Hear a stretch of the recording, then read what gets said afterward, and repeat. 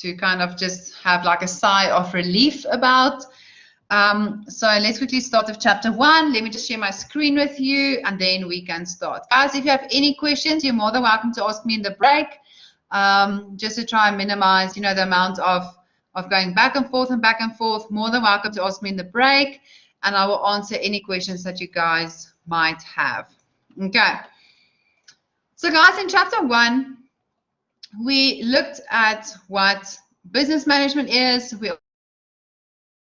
looked at the needs principle, and we have limited needs and very, very limited resources. So I actually, in a past paper the other day, asked about the economic principle. So you guys are maybe welcome to just make a note of this, the economic principle. So what that essentially is the fact that we have very limited resources and we have to satisfy our unlimited needs. Ooh, I'm breaking up. Yo, guys, there's something wrong with our signal. I don't know what's wrong, but okay, I think I'm better now. Let me just move my phone. Okay. Okay, can you guys hear me now?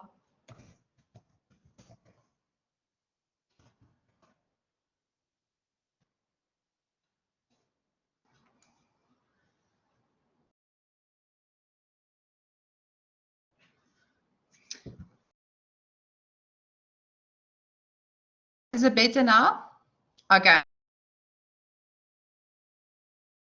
Thank you for letting me know. So guys, so what I spoke about, so in one of the past test papers, they asked the economic principle. So what the economic principle essentially is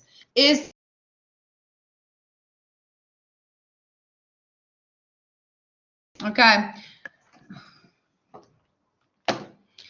Guys, can you please just give me like 2 seconds?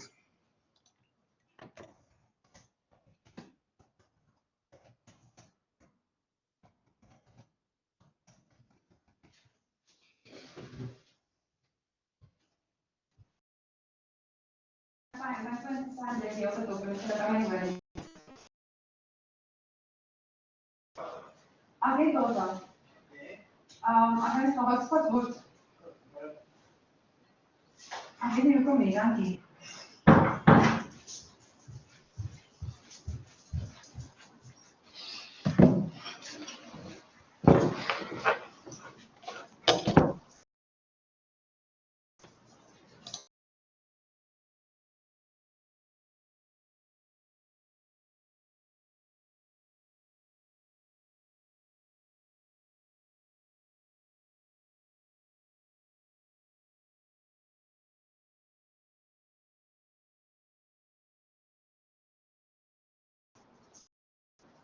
Okay, so guys, I'm back on. I think even the signal decided to go on an early Easter weekend. So I'm back on. I can see that I've got better signal as well, which is yay, awesome. Oh, did you guys hear me? Do this.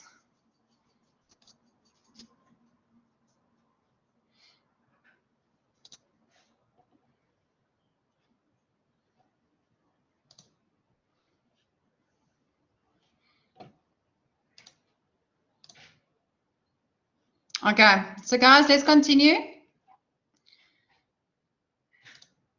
Okay, so let's continue, guys. So as we continue, remember we spoke about the role of business in society.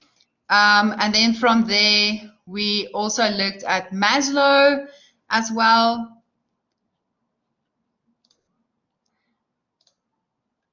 So we looked at Maslow and the hierarchy of needs. That we also looked at, remember, I still said to you, if I could ask you guys to draw a picture, you guys will probably tell me that you want Wi-Fi and battery. at the same time. And we did, I know with the one class I had a bit of a thing about Wi-Fi, if it's a want or if it's a need. And I think we kind of gathered that it's maybe a need these days. It's no longer a want, that it's more of a need. So guys, then we spoke about the different types of resources. And then I think this is more or less where I ended with you guys on Collab. Okay. So guys, I'm going to continue from there. I know Group B, I saw you guys last week. I did do most of this with you. Please listen to today's class. And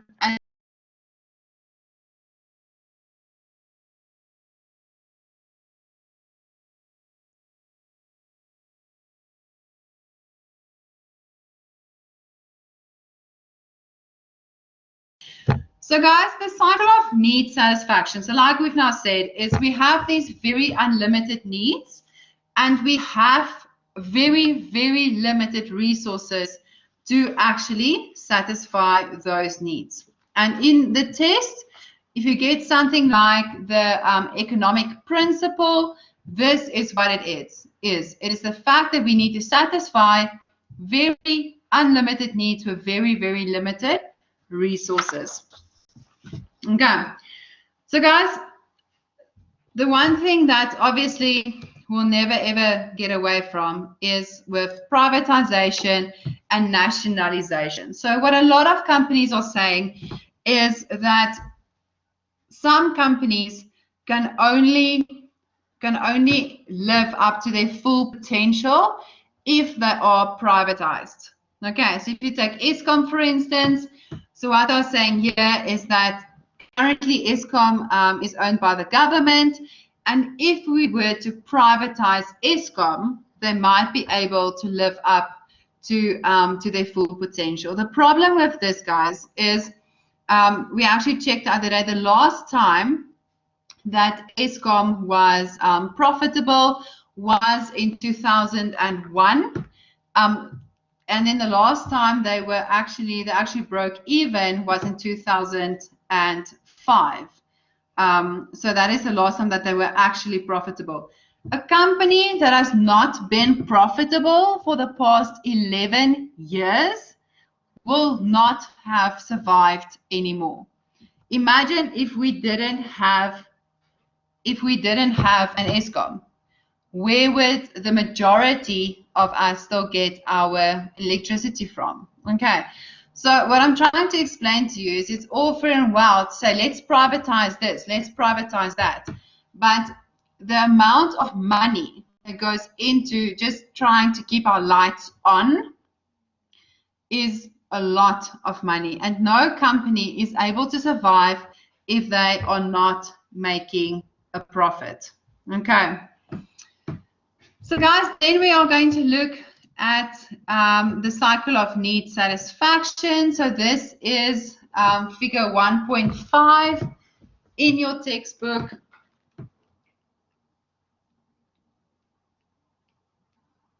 Okay, and this is on page 17. So this is on page 17 of your textbook. You guys are more than welcome to look for it there as well. So guys, what this essentially is, the cycle of need satisfaction, what it actually essentially shows is that we are the community. You guys know by now we have unlimited needs. And we will choose an economic system that works for us. We are going to look at the 3 types of economic systems. We're going to look at them now. So the community will choose an economic system. So for instance, we have communism, capitalism, as well as socialism. Then from the economic system, the entrepreneur will then launch its products and try and satisfy these needs. And you guys know, if you buy a product that didn't satisfy your need, then what's going to happen? We are just going to buy another product. Why should we buy something that does not satisfy our needs? Guys, just quickly, hands up.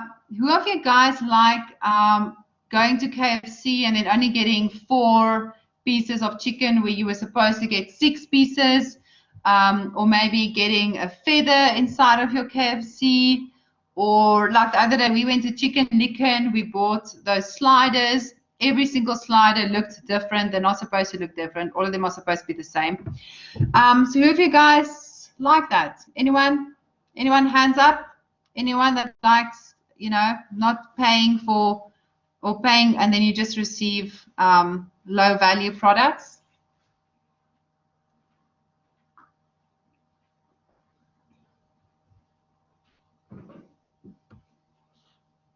Yeah, no, hey.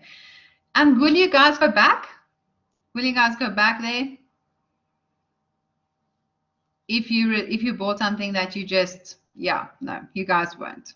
Okay, and that is the problem, is that entrepreneurs are stuck with this problem that they have, where they have to try and satisfy our needs. It's like us having a CD company, okay, and we keep on manufacturing CDs in the hope that one day someone will buy a CD. When is the last time that you guys bought CDs? 2 years ago, 1 year ago, 5 years ago, can't remember when you bought a CD. So no company can be in business because no one is going to buy from them. They no longer satisfy the people's needs. Okay, you guys all happy with that?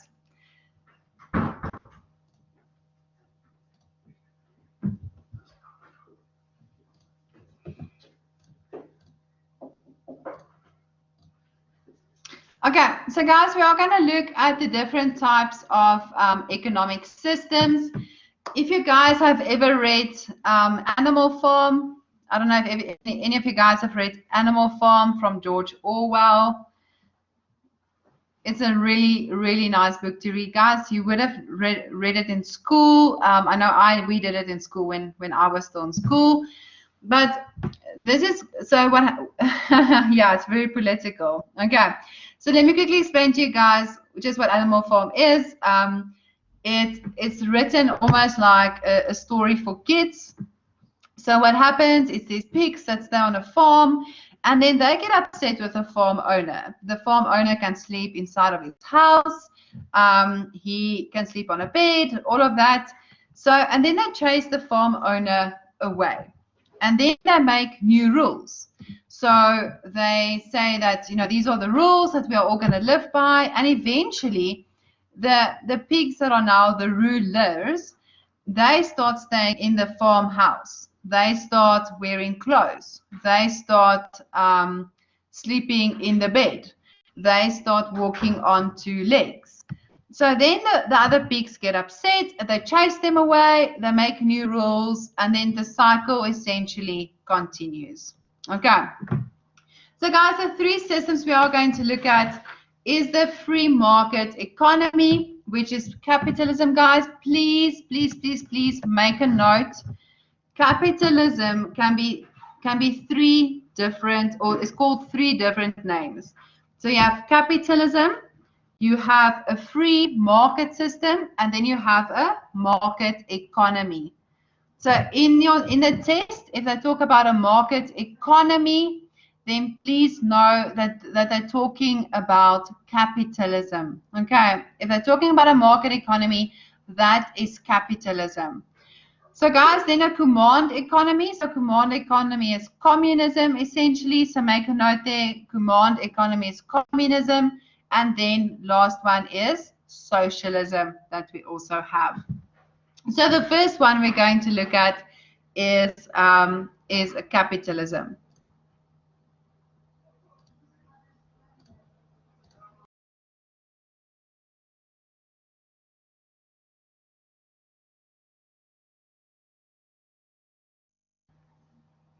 Okay, so guys, what the first one, what is the free market system?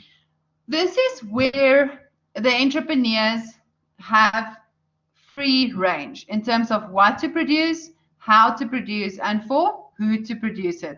So what to produce is according to the consumer's preferences. So for instance, guys, No one will really buy jackets and boots and warm clothes in December unless you are, for instance, going overseas. Okay, how to produce it? So what is the processing cycle? What is the cheapest way to produce this product?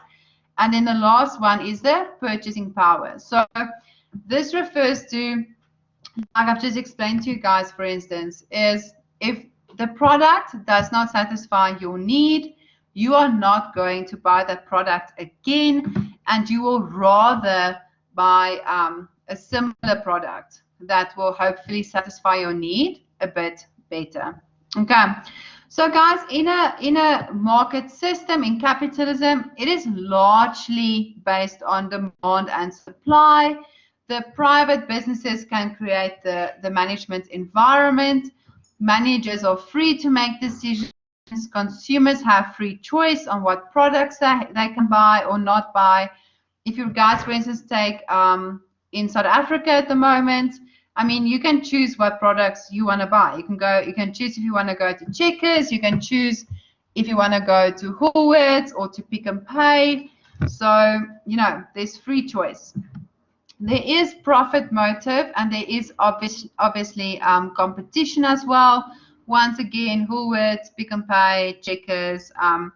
You can also take Omo, Surf, Mac, Ariel. There is competition, and competition is actually encouraged.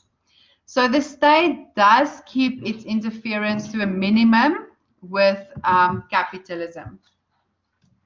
Then, guys, the next one we're going to, what I quickly wanted to show you guys is if you look at the most capitalist countries in the world, Hong Kong is actually first, and we are more or less with the United States. So we actually do not have, so most economies in the world actually don't just have one economy, they will have a mix between two of the economies. So for instance, in South Africa, we have a mix between capitalism and socialism.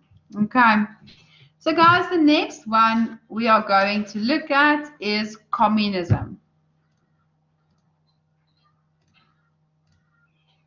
Okay, so guys, communism, if you want an example, this is, for instance, North Korea. North Korea is a communist country. China used to be, but they have since encouraged more, businesses to open. They've encouraged competition, so they are moving away from communism. They are moving more towards socialism. So, for instance, China is an economy that has a mix between communism and socialism. Okay, so guys, in communism, I want you guys to understand this. Every single thing is controlled by the government. Every single thing. Where you live, your house is not yours. It's owned by the government. If you leave, you can't sell your house. You literally just pack up and leave, and someone else moves into your house. Any decision that you make is controlled by the government. Every single decision that you make is controlled by the government. Okay, the prices are set by the state. There's no freedom of decision. The employees are paid by the state. There's no profit motive. There's no competition. There's no Skip and Ariel or Skip and Omo. There's only Skip, for instance. The government does not allow any private initiative. So there's no entrepreneurs. You are not, if the only business that you have is if the money goes to the state. So if you have your own little shop, it's because the government gave you that shop. And the money that you make will go back to the state. Okay? Do you guys understand a communist country? It's very, like I've said, the only thing that you really, really own is what is inside of your house, like the table, the kettle, your bed. That is yours, but the house is not yours. Okay? And most of the people will also work for the state. I did tell the other class, and I promise, guys, let me quickly make a note here. We actually watched this documentary on North Korea. Guys, they have the most beautiful hotels. You guys will not believe it. But there's no one in the hotel. There's no one in the hotel. There's no tourists. Because, I mean, who really wants to go to North Korea?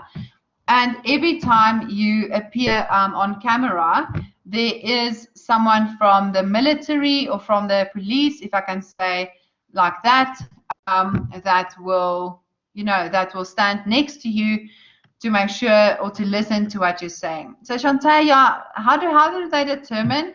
I think they'll just build new houses. I mean, I'll definitely go and research it for you guys. Also more than welcome to go and research. How, for instance, they determine who gets a house and who doesn't get a house. I think that's really something we can go and research. I will also post that documentary for you. I think it was only like 15 or 20 minutes, but it's very interesting to see just how things work in North Korea. It's really, really interesting, and it's really beautiful. I have to honestly say to you guys, it's really beautiful there.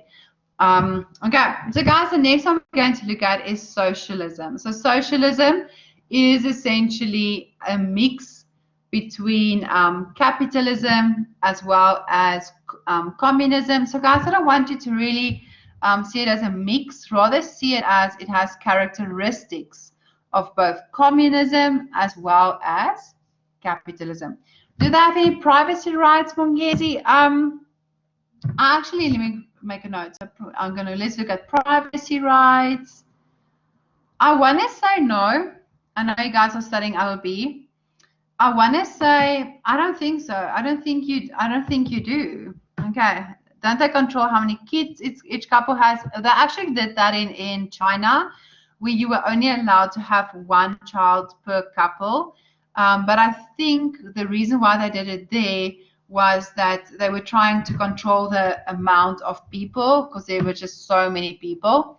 The problem that they have now is that whole age group, there's not a lot of people in that age group. So you have a lot of old people, you have a lot of people in their 50s, 60s, and then from there it kind of dwindled down because there's not a lot of anyone from 20 or below, because they capped it at only one child. I think you had to, if I remember correctly, I think you had to apply to government if you wanted to have more than one child.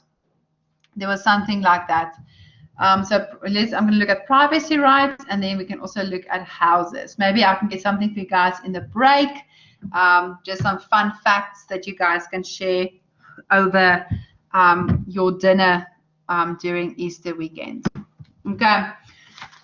So guys, socialism, like I've said, it has characteristics of both capitalism as well as communism. The state does own and control certain industries, and I think you guys will kind of see South Africa here. So they control energy, the health, communications, transport, for instance. I mean, if you guys think of South Africa, if you quickly go through all the businesses that we have SAA, which controls airports. Then we have Eskom, which controls electricity. We've got Transnet, who does the railways. Then we have SABC, that does communication. We have Denel. We have Armscor as well. I don't even think I'm missing anyone. Okay, all the companies that our government needs to look after. So some of the resources of socialism will belong to the community, but it does, a lot of the times it doesn't really belong to the individuals. The individuals won't really own a lot. It's more that the community will, for instance, own a farm, or they will own that little town, and everyone will benefit from that little town.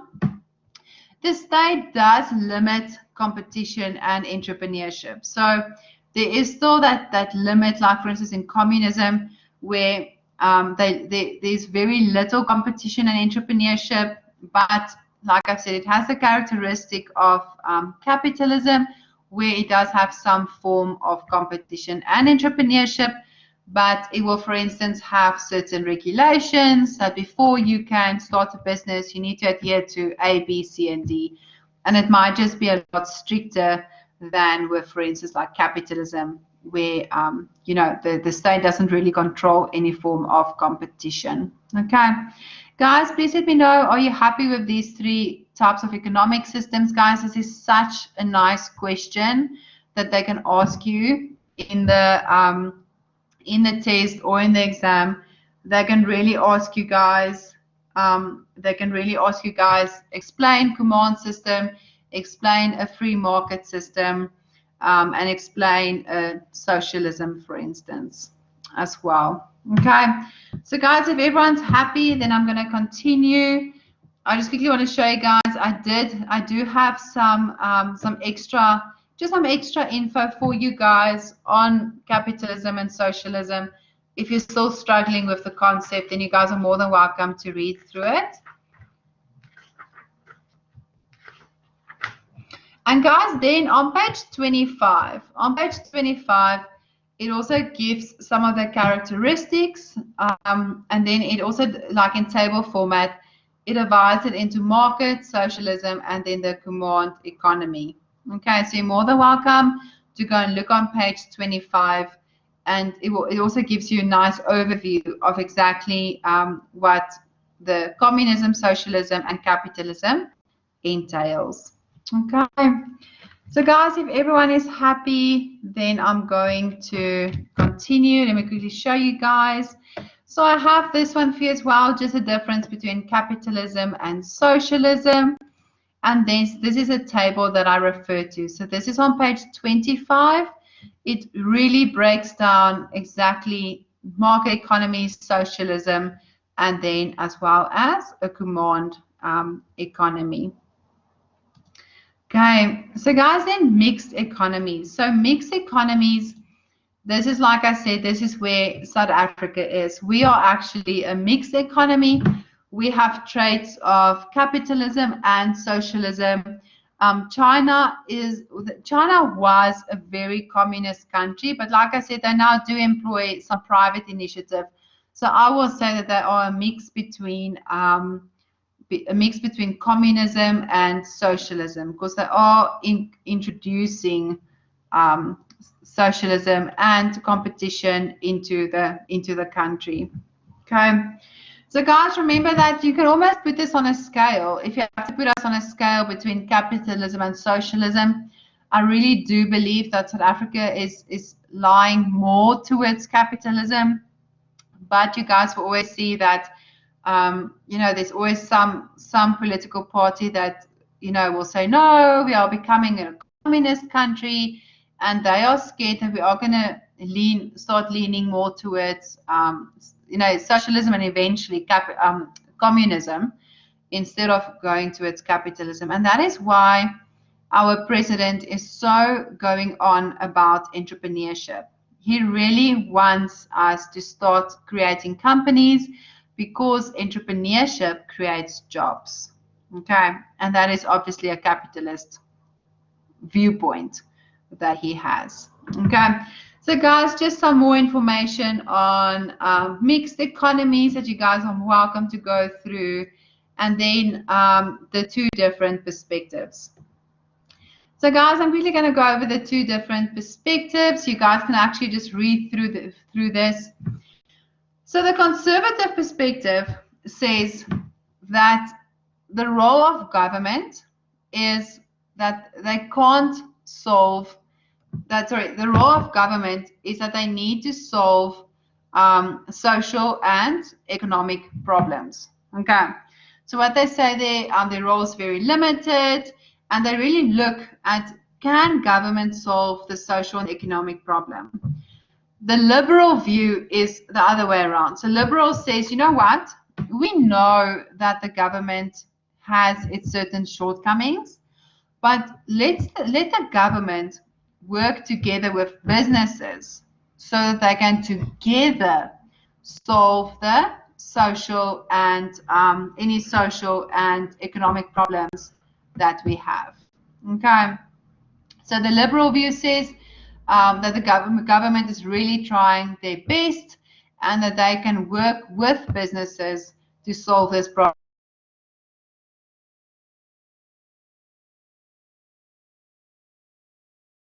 These problems, can they really solve it? It's more up to the people and up to businesses to solve these problems, whereas Liberal says it's not really up to them. It's really not up to them. Why can't the government and businesses work together to solve these problems?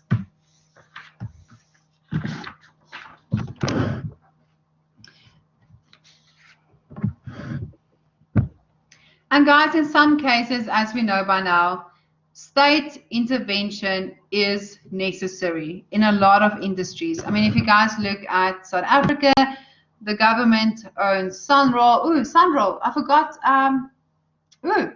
Guys, I am on page, I'll tell you guys now. I am on page 24. 24. Okay. I'm on page 24. Going on to page 26, more or less there. So 24 to 26. So guys, the problem is that we need state intervention. We need electricity. We need clean water. We need education. And we can't do that without the government intervening. For instance, the government even assists us to keep our interest rates low through the Reserve Bank. Okay, so they help with the monetary policy, and what they do is, so they will decrease the repo rate. So guys, the repo rate is the rate at which the Reserve Bank will borrow money to the banks, and then the interest rate is the rate that the banks will then borrow that money to us, to citizens. So what the idea behind this is that if they lower the interest rates, people will pay less for their loans, and then they will have more money to spend. Okay, this will increase inflation again. If we increase the repo rate or the interest rates, people will have less money to spend, and this will decrease our inflation again. The government also helps with protection of natural resources so that we don't pollute the country. And then they also help with the protection of consumers with misleading information and exploitation of consumers. Can you guys remember, I think I've asked you guys who was in trouble just as COVID started? And it was this game. This game was in a lot of trouble because they increased their PPE equipment, so sanitizers, gloves, masks. They increased it with over 100%. And they said it was up to demand and supply. But clicks prices didn't increase that much. Pick and Pay's prices didn't increase that much. So they couldn't really understand why would only this game's prices increase, but no one else's prices increase. And then this game had to explain themselves, and they eventually got a fine. Same thing happened now with Pick and Pay, where Pick and Pay increased the price of ginger. And guys, I'm speaking under correction. I think it was also lemon juice. There was a recipe out there that if you mix ginger and I think cinnamon and lemon juice and honey with boiling water and you drink it, you won't really get COVID. Garlic. Thank you, Liesl, and garlic as well. And so what happened there is that they said this is not okay. You can't make a quick buck of people that are actually buying the garlic and the ginger from you. So what eventually happened, Pick and Pay did not pay a fine, but they did decrease their prices for a certain period of time for the ginger and then for the garlic. For a certain period of time, they decreased their prices are just above cost price to now kind of make up for that extra profit that they've made. So guys, just a tip, if you guys are into ginger, fresh ginger and garlic, go to Pick n Pay. Now is your time to go to Pick n Pay and go and buy lots of garlic and lots of ginger. Okay, so guys, the next thing we're going to look at the different types of business organizations. So I'm just going to do this one slide, and then from there, then you guys can quickly take a break, and then we will come back and just finish chapter 1.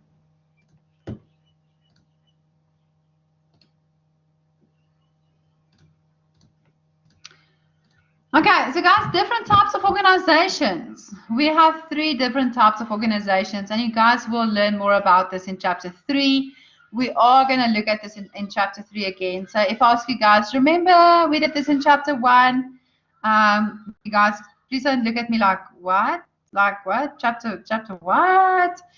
Okay, so the first one is business organizations. These are 90% of the businesses we have in South Africa.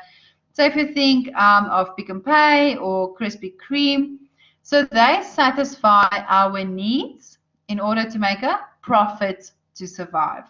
Then you have government organizations. So the government, I mean, guys, we've been over them, Eskom, SAA, SANRAL, SABC, and they are need-satisfying institutions where the state will create the product or the service that they believe are of strategic, economic, and political importance.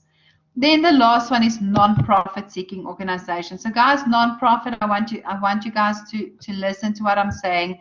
Non-profit organizations do make profit. They make profit. It's just that they're called non-profit seeking organizations. So although they make a profit, it's not their main goal. Their main goal is not to make the profit. These are most of the time your charity organizations. Just a fun fact for you guys, Rolex in South Africa, you guys know watch, like the watches, Rolex. They're a non-profit organization in South Africa. So let that sink in. Rolex is non-profit. So how it works is that Rolex in South Africa is owned by, I think it's called I know it's called the Hans, and then I think Waldorf or something like that organization, and they are essentially a charity organization, so they don't pay any taxes. So what Rolex says is that they pay their salaries, and then any additional profit that they make, they donate to charities. So a little fun fact, if you guys are around the dinner table this weekend, Rolex is really a non-profit organization, and you can back it up. You guys are welcome to Google it, and you guys will see it's 100% the truth. Rolex is not a for-profit organization. Guys, non-profit organizations, also called your Article 21 companies. If you guys ever hear about Article 21 companies, those are your non-profit seeking organizations, and they generally don't pay taxes. Okay, so guys, let's quickly take like a 10-minute break and then come back, and then we can continue with the rest of this chapter. Yes, Liesel, you're more than welcome to ask a question. Ma'am, I just want to say that the recording from the previous Collab session, you uploaded that onto more resources. It is, however, not available for download. It only the only option is that's provided is to watch now. Hi, Liesel. Yes. Do you want to ask a question? I lowered your hand. You're more than welcome to ask a question. No, sorry. Okay. What I wanted to say was that the previous Collab recording, you uploaded under more resources, or under Blackboard, wherever, but it is not available for download. You're more than welcome to ask a question if you want to.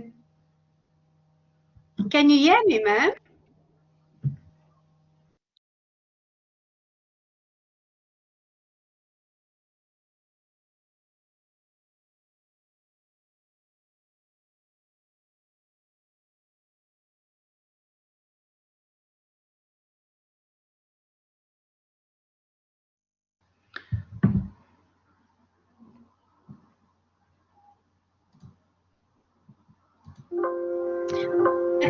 Okay. Yes, I can hear you. Okay, thank you. What I want to say is that under the previous recording for the Collab session, which you uploaded, it is available to watch now, but there's no download the recording option. If you can maybe just Okay, check on that, please. 100%. So what I'll do for you guys is we're actually supposed to remove the recordings now. So because they must only wanted us to have it until the end of March. So what I will do, I think from like over the weekend or maybe early next week, is I actually have a YouTube channel that I've created. So I will put, yeah, Adam, Christine, yeah. Anyway, let's just continue. So what I will do is I will download those recordings for you, and I will put them under the YouTube channel. I will share the link for you guys as well, and then you are welcome to go and just listen to those recordings there as well. I will play around with it quickly during the break to see if I can maybe fiddle with it for you, and just try and see if I can maybe change it so that